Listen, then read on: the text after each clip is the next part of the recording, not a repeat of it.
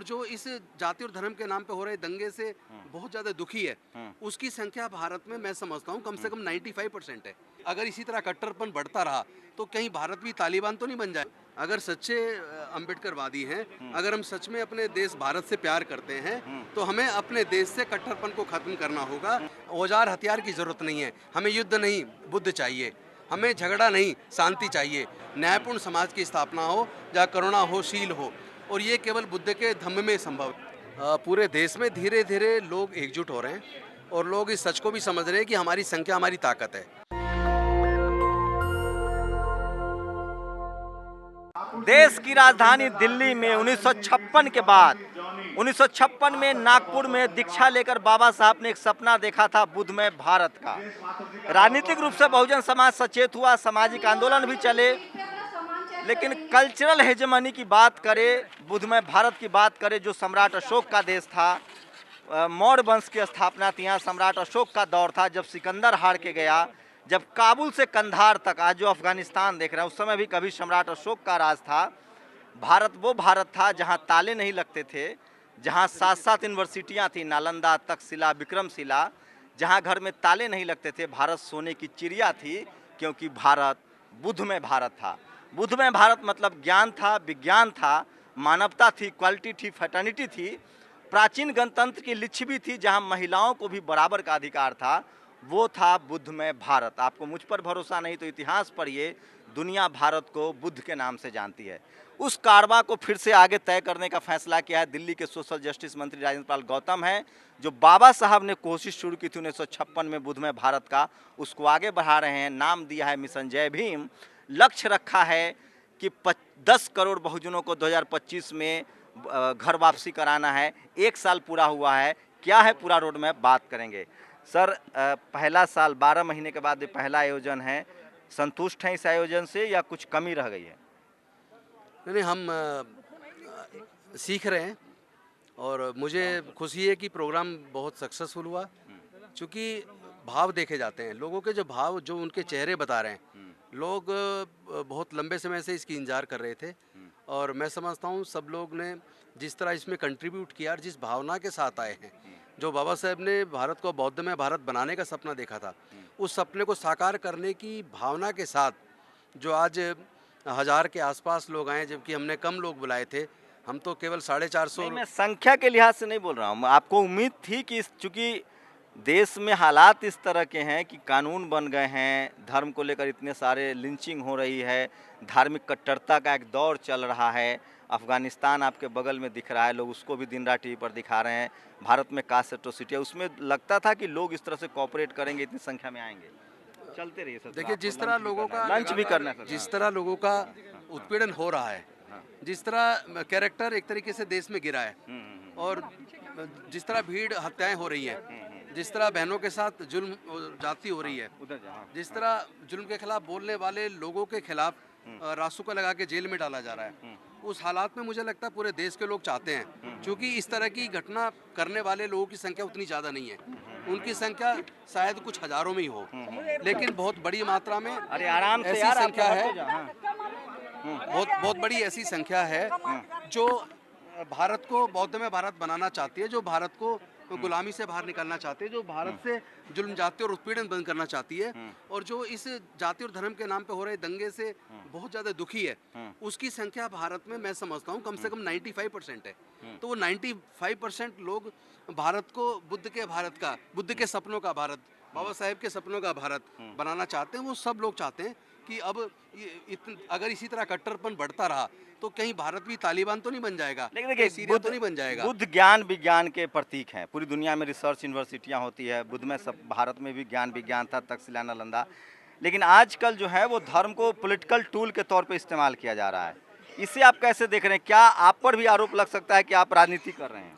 देखिए, जो आरोप लगाने वाले अपना काम करेंगे, ये उनका अपना काम है। हमें ये देखना है कि हम अगर सच्चे अम्बेडकरवादी हैं, अगर हम सच में अपने देश भारत से प्यार करते हैं, तो हमें अपने देश से कट्टरपन को खत्म करना होगा। हमें अपने देश से जातिगत और धर्म के आधार पर उत्पीड़न को बंद करना होगा। तो इसका एक ही रास्ता है कि भारत में समता, मैत्री, भाईचारे पर आधारित न्यायपूर्ण समाज की स्थापना हो, जहाँ करुणा हो, शील हो, और ये केवल बुद्ध के धम्म में संभव है। तो राजनीतिक और बुद्ध रूप का से धम्म नुकसान भी हो, पूरे देश में उसकी राजनीतिक रूप से नुकसान भी होने का डर रहता है इन सब चीजों में। राजनीतिक नुकसान क्या होगा? ज़्यादा से ज़्यादा कुर्सी जाएगी, हाँ। इससे बड़ा नुकसान तो नहीं हो सकता। लेकिन कुर्सी पे बने रहें और भारत एकदम कमजोर हो जाए, हमारे लोग पुनः गुलाम हो जाएं, हमारे लोग का उत्पीड़न जारी रहे, तो ऐसी कुर्सी का हमने करना क्या है? क्या क्या क्या लग रहा है सर, जिस तरह के हालात हैं, आपने एक बड़ा लक्ष्य रखा है। बाबा साहब ने इस लक्ष्य को तय किया था कि इस तरह के लक्ष्य रखेंगे। बाबा साहब का सपना था, कहीं चूक रह गई। लोग राजनीतिक रूप से सफल हुए लेकिन कल्चरली वो अपने लोग को नहीं जोड़ पाए। तो आपका पूरा रोड मैप क्या है 2025 तक बुध में, और इससे क्या इम्पैक्ट होगा समाज? पूरे देश का मिशन जय भीम की जो टीम है और मैं स्वयं भी पूरे देश में भ्रमण करेंगे और जो वैमनस्य और जो नफरत का दौर शुरू हुआ है उसके खिलाफ जो समता का संदेश, भाईचारे का संदेश, करुणा का संदेश, प्रज्ञा और शील का संदेश पूरे भारत में हम लेके चलेंगे। और आज बुद्ध के धम्म की जरूरत केवल भारत को नहीं, पूरी दुनिया को है। औजार हथियार की जरूरत नहीं है, हमें युद्ध नहीं, बुद्ध चाहिए। हमें झगड़ा नहीं, शांति चाहिए, और शांति बुद्ध के धम्म में। आज के दौर में लोग कह रहे हैं भारत के संविधान में फंडामेंटल राइट से कोई भी आदमी किसी भी धम्म या विचार में जी सकता है। लोग संविधान बदलने की बात कर रहे हैं और वो कह रहे हैं कि कह रहे हैं जिसको हिंदू कह रहे हैं वो सनातन राष्ट्र चाहते हैं, मनुस्मृति का दौर चाहते हैं। वो एक बड़ा कॉन्फ्लिक्ट है, उसको कैसे देखते हैं? वो नहीं हो पाएगा। वो इसलिए नहीं हो पाएगा क्योंकि भारत के ज़्यादातर लोग चाहते हैं कि देश से जाति व्यवस्था खत्म हो। यह वर्ण व्यवस्था और जातिवाद भारत की गुलामी का, भारत की कमजोरी का कारण है। अगर हम भारत को दोबारा से दुनिया का, जैसे हम लोग बोलते हैं ना कि भारत विश्व गुरु बने, तो विश्व गुरु बनाने का रास्ता वो नहीं है जिस पे ये लोग चल पड़े हैं। उसका रास्ता तो धम्म से शुरू होता है, वो समता से, करुणा से, मैत्री से, भाईचारे से शुरू होता है, न्याय से शुरू होता है। तो वो बुद्ध के धम्म में है। तो मुझे लगता है ऐसे कट्टरपंथी लोग की विचारधारा धीरे धीरे कमजोर पड़ेगी और समतावादी विचारधारा धीरे धीरे मजबूत होगी। आपका जो एक गौरवशाली अतीत है, चाहे जितने भी बुद्ध विहार हैं वो सब धरती के नीचे हैं। नालंदा, तक्षशिला, ज्ञान विज्ञान, सोने की चिड़िया, ताला नहीं लगते थे, कंधार से काबुल तक आपका राज था, वो था बुद्धम। उसको कैसे पहुंचाएंगे लोगों तक? क्योंकि आपके पास न टीवी है, न अखबार है, और जो भी आपके जो केंद्र हैं, चाहे वो नालंदा हो, चाहे वो तमाम बुद्धिस्ट सर्किट हैं, सरकार पूरी दुनिया में सबसे ज़्यादा टूरिस्ट आते हैं बुद्धिस्ट सर्किट में, लेकिन वो जो पैसा आ रहा है वो उन लोगों के पास जा रहा है जो बुद्धिज़्म के खिलाफ हैं। उसके विकास पर कोई काम नहीं हो रहा है, सरकार की तरफ से कोई काम नहीं कि कुछ एकाध दो का मुख्यमंत्री नीतीश कुमार को छोड़ दे जिन्होंने अभी बुद्ध सर्किट पर काम किया है, तो बाकी कोई रोड मैप नहीं। तो उसको कैसे करेंगे? क्योंकि मार्केट बड़ी चीज़ है, पैसा बड़ी चीज़ है, जबकि भारत में सबसे ज़्यादा टूरिज्म बुद्धिस्ट सर्किट में है। आप चिंता न कीजिए, पूरे देश में धीरे धीरे लोग एकजुट हो रहे हैं और लोग इस सच को भी समझ रहे हैं कि हमारी संख्या हमारी ताकत है। भारत में 110 से 115 करोड़ बहुजन हैं। अब हमें बहुजन बाजार भी बनाने हैं, हमें बहुजनों के लिए आर्थिक रास्ते तलाशने हैं। हम आर्थिक नीति भी तैयार कर रहे हैं, एमजीबी एंटरप्राइजेज रजिस्टर्ड हुई है, और आने वाले समय में बहुत जल्द हम लोग अपनी संख्या के दम पे, अपने समाज के दम पे अपनी आर्थिक नीति भी तैयार करेंगे और अपने समाज की एक अर्थव्यवस्था बनाएंगे, ताकि हम लोग आर्थिक तौर पर भी मजबूत हों और सांस्कृतिक तौर पर और धार्मिक तौर पर भी मजबूत हों और सामाजिक तौर पर भी मजबूत हों। देखिए, हमने ज़्यादा समय ले लिया। राजेंद्र पाल गौतम है। डॉक्टर अम्बेडकर के बाद 1956 में उन्होंने धम्म की दीक्षा ली थी नागपुर में, और उन्होंने कहा था कि भारत को बुद्धमय भारत बनाएंगे, और वो कारवा कहीं ना कहीं रुक गया। सत्ता में लोग आते गए, बाबा साहब के अधिकारों की वजह से सत्ता में तो आए, लेकिन उन्होंने अपने कल्चर को भूल गए, अपने विरासत को भूलते चले गए। राजेंद्र पाल गौतम जब से सत्ता में आए हैं वो लगातार ताकत से उन्होंने लक्ष्य रखा है कि जो बाबा साहब का सपना था उसको पूरा किया जाए, और उसी को नाम दिया है मिशन जय भीम। 10 करोड़ बहुजनों की घर वापसी का लक्ष्य तय किया है 2025 में, और उसकी पहली वर्षगांठ थी। भीड़ आपको दिखाऊंगा, भीड़ के लिहाज से बहुत बड़ा प्रोग्राम है।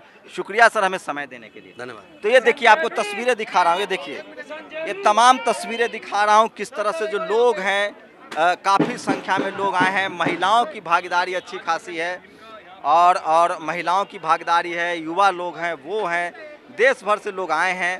और मैं बार बार कह रहा हूँ कि बुद्धिज़्म में जो लोग हैं वो पढ़े लिखे लोग होते हैं, ज्ञान विज्ञान से अभिभूत होते हैं।